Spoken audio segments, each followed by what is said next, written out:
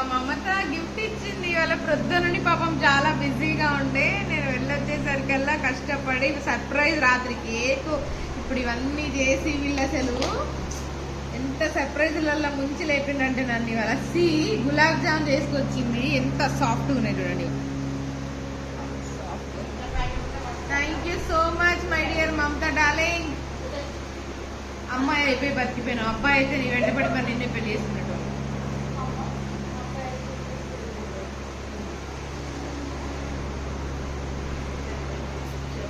Super.